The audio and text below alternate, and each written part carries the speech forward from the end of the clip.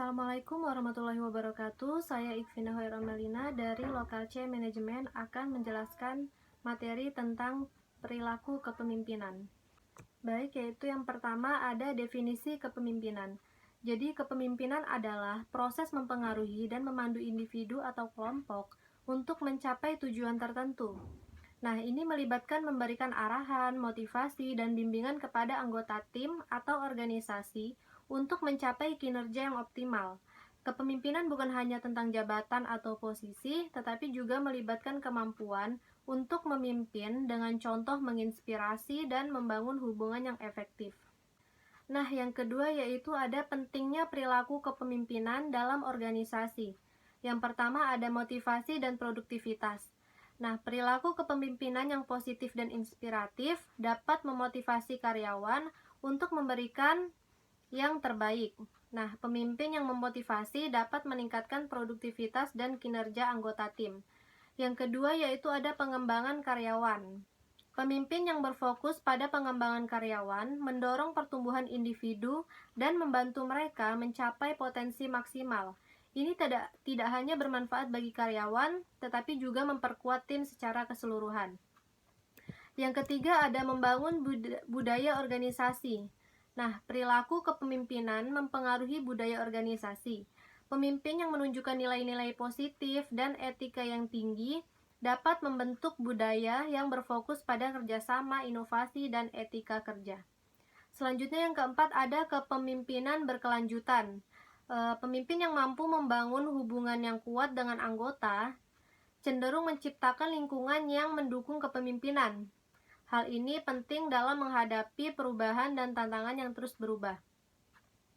Selanjutnya yaitu ada kepemimpinan transformasional. Perilaku kepemimpinan transformasional mendorong perubahan positif dan inovatif dalam organisasi. Ini membantu organisasi beradaptasi dengan lingkungan yang selalu berubah dan menciptakan peluang baru. Selanjutnya yaitu keterbukaan dan komunikasi. Pemimpin yang berperilaku terbuka dan komunikatif membangun kepercayaan di antara anggota tim. Keterbukaan dalam komunikasi juga membantu mengatasi masalah sebelum mereka menjadi lebih besar. Selanjutnya yaitu pengambilan keputusan yang baik. Perilaku kepemimpinan yang bijaksana membantu dalam pengambilan keputusan yang lebih baik. Pemimpin yang bisa mempertimbangkan berbagai sudut pandang cenderung membuat keputusan yang lebih informasi dan terencana.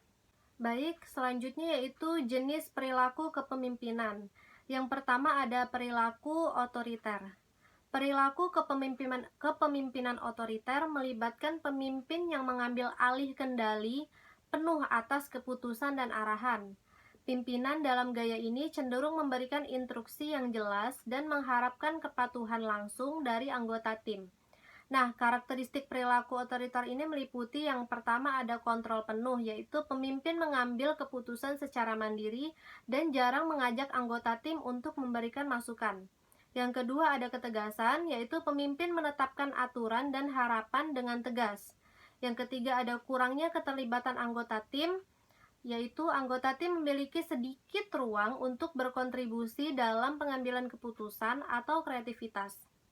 Nah, selanjutnya yaitu pemantauan ketat, yaitu pemimpin memantau dan mengawasi kerja anggota tim dengan cermat. Selanjutnya ada perilaku demokratis.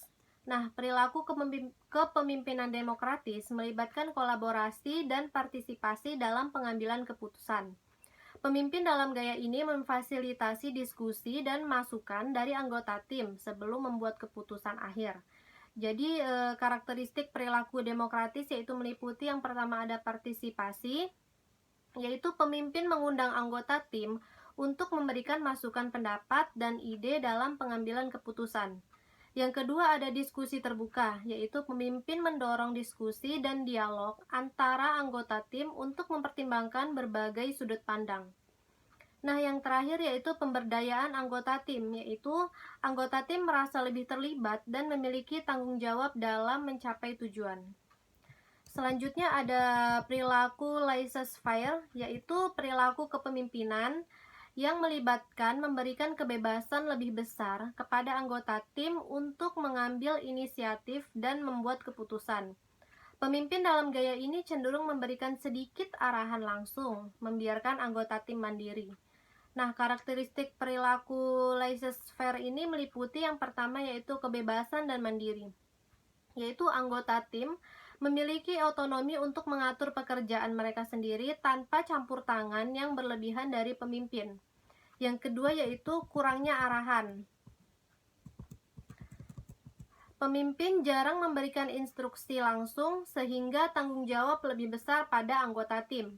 Nah, yang terakhir yaitu kreativitas dan inovasi.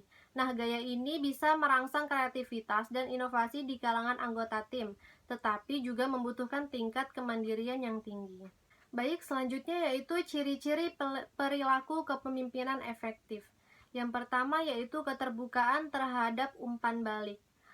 Kepemimpinan efektif melibatkan kemampuan untuk menerima umpan balik secara terbuka, baik itu positif maupun negatif. Pemimpin yang terbuka terhadap umpan balik memperlihatkan bahwa mereka siap untuk belajar dan beradaptasi. Hal ini menciptakan budaya di mana anggota tim merasa nyaman memberikan masukan yang konstruktif. Selanjutnya yaitu kemampuan untuk berkomunikasi dengan jelas. Kepemimpinan yang efektif membutuhkan kemampuan untuk berkomunikasi dengan jelas dan efisien. Pemimpin yang harus mampu mengartikulasikan visi, tujuan, dan harapan dengan cara yang mudah dipahami oleh seluruh tim. Komunikasi yang jelas membantu menghindari salah paham dan memastikan bahwa semua anggota tim memiliki pandangan yang serupa. Selanjutnya yaitu kemampuan mendengarkan dengan empati. Mendengarkan dengan empati adalah ciri paling penting dari kepemimpinan yang efektif. Pemimpin yang berempati mengambil waktu untuk mendengarkan pandangan, perasaan, dan masalah anggota tim dengan perhatian sepenuh hati. Hal ini membantu membangun hubungan yang kuat dan memperlihatkan perhatian pada kebutuhan individu. Selanjutnya yaitu memotivasi dan menginspirasi tim. Pemimpin yang efektif memiliki kemampuan untuk memotivasi dan menginspirasi anggota tim. Mereka mampu merangsang semangat dan antusiasme dalam mencapai tujuan bersama. Menggunakan kata-kata yang positif, membagikan visi yang menarik, dan memberikan pengakuan atas prestasi tim adalah beberapa cara untuk mencapai hal ini. Selanjutnya yaitu membangun hubungan dan kepercayaan. Perilaku kepemimpinan efektif melibatkan kemampuan untuk membangun hubungan yang kuat dan membangun kepercayaan dengan anggota tim. Pemimpin yang bisa dipercaya dan adil mendapatkan respek dari tim, memperlakukan anggota tim dengan hormat dan menghargai kontribusi mereka, membantu memperkuat hubungan. Selanjutnya yaitu ada keputusan yang berlandaskan fakta dan keadilan, yaitu pemimpin yang efektif membuat keputusan berdasarkan informasi yang akurat dan relevan. Keputusan yang diambil harus adil dan mempertimbangkan kepentingan semua pihak terlibat. Ini membantu menciptakan lingkungan yang adil dan transparan di antara tim. Selanjutnya itu fleksibilitas dan kemampuan adaptasi. Situasi dalam dunia bisnis dan organisasi selalu berubah. Pemimpin yang efektif memiliki kemampuan untuk beradaptasi dengan perubahan dan menghadapi tantangan dengan fleksibilitas. Mereka juga mampu mengatasi hambatan dan mengajukan solusi kreatif. Nah, yang terakhir yaitu memberikan dukungan dan pembinaan. Dalam hal ini, pemimpin yang efektif tidak hanya memberikan arahan, tetapi juga memberikan dukungan dan pembinaan kepada anggota tim. Mereka membantu mengembangkan potensi individu, memberikan umpan balik konstruktif, dan memfasilitasi perkembangan profesional. Baik, selanjutnya yaitu etika dalam kepemimpinan. Yang pertama ada pentingnya etika dalam kepemimpinan. Jadi, etika dalam kepemimpinan adalah landasan moral yang membimbing perilaku dan keputusan seorang pemimpin.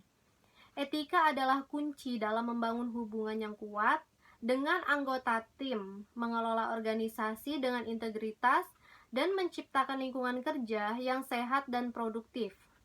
Pemimpin yang berpegang pada prinsip-prinsip etika akan mendapatkan kepercayaan dan penghormatan dari timnya serta memberikan contoh yang baik untuk diikuti. Nah, selanjutnya yaitu tanggung jawab untuk membuat keputusan etis. Pemimpin memiliki tanggung jawab besar untuk membuat keputusan yang etis, yaitu keputusan yang berdasarkan pada nilai-nilai dan prinsip-prinsip moral. Keputusan etis tidak hanya mempertimbangkan dampaknya organisasi, tetapi juga terhadap individu dan masyarakat secara keseluruhan. Ketika membuat keputusan, seorang pemimpin perlu mempertimbangkan konsekuensi jangka panjang, integritas, dan keadilan. Selanjutnya yaitu membangun budaya organisasi yang berdasarkan pada nilai-nilai. Etika dalam kepemimpinan juga melibatkan pembangunan budaya organisasi yang didasarkan pada nilai-nilai etis. Budaya organisasi yang kuat dan berintegritas menciptakan lingkungan di mana anggota tim merasa aman, dihormati, dan termotivasi untuk bekerja dengan baik. Pemimpin yang mempromosikan nilai-nilai seperti kejujuran, rasa hormat, kerjasama, dan tanggung jawab itu dapat membantu menciptakan budaya yang positif. Baik, selanjutnya yaitu ada tantangan dalam kepemimpinan. Yang pertama ada mengatasi konflik. Jadi, konflik adalah bagian alami dari setiap organisasi atau tim. Nah, pemimpin dihadapkan pada tantangan untuk mengatasi konflik dengan bijaksana dan produktif. Mengatasi konflik memerlukan kemampuan untuk mendengarkan semua pihak yang terlibat, mengidentifikasi sumber konflik, dan mencari solusi yang adil. Pemimpin yang mampu meredakan konflik dapat membangun lingkungan kerja yang lebih harmonis dan produktif. Yang kedua ada mengelola perubahan. Nah, mengelola perubahan adalah konstan dalam dunia bisnis dan organisasi.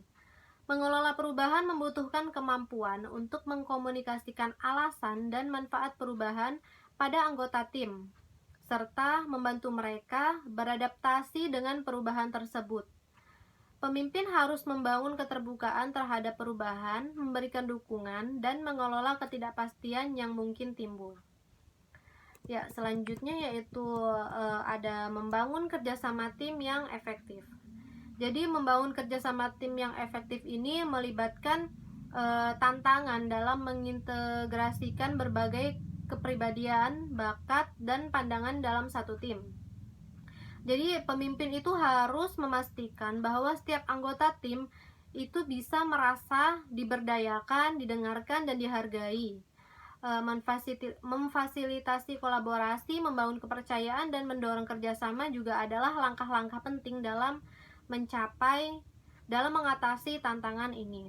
Baik, selanjutnya yaitu ada strategi menghadapi tantangan. Di sini ada 6 strategi, yaitu yang pertama ada pelatihan kepemimpinan. Nah, yaitu mengembangkan keterampilan kepemimpinan yang lebih baik melalui pelatihan dan pengembangan pribadi dapat membantu pemimpin lebih siap menghadapi tantangan.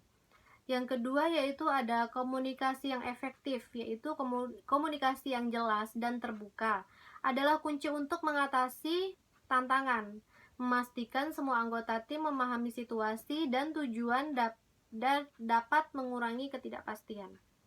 Yang ketiga ada pemahaman psikologi tim, yaitu memahami dinamika psikologi tim termasuk konflik dan motivasi, dan dapat membantu pemimpin mengelola situasi yang kompleks dengan lebih baik. Selanjutnya di sini yang keempat yaitu pengambilan keputusan yang berdasarkan fakta. Nah, yaitu menghadapi tantangan, pemimpin harus mengambil keputusan yang berdasarkan fakta dan informasi yang akurat, bukan berdasarkan asumsi ataupun emosi. Selanjutnya yaitu ada pembinaan dan pengembangan tim, yaitu membantu anggota tim mengembangkan keterampilan, mengatasi kelemahan, dan membangun kepercayaan diri untuk dapat membantu mengatasi berbagai rintangan. Ya, selanjutnya yaitu ada 6 penciptaan budaya inklusif, yaitu membangun budaya yang inklusif dan mendukung dapat membantu mengatasi konflik dalam meningkatkan kerjasama tim.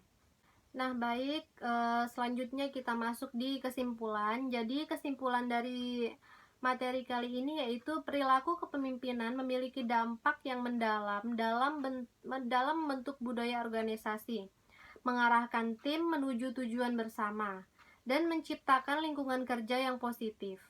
Penting untuk memahami bahwa kepemimpinan bukanlah tentang posisi atau jabatan semata, tetapi tentang bagaimana seseorang memimpin dengan contoh etika dan kemampuan komunikasi yang lebih baik, dengan terus mengembangkan keterampilan kepemimpinan dan menghadapi tantangan dengan keyakinan setiap pemimpin memiliki potensi untuk mencapai hasil yang luar biasa dalam mengarahkan tim dan organisasi ke arah kesuksesan. Baik, sekian materi dari saya. Kurang lebihnya mohon maaf. Wassalamualaikum warahmatullahi wabarakatuh.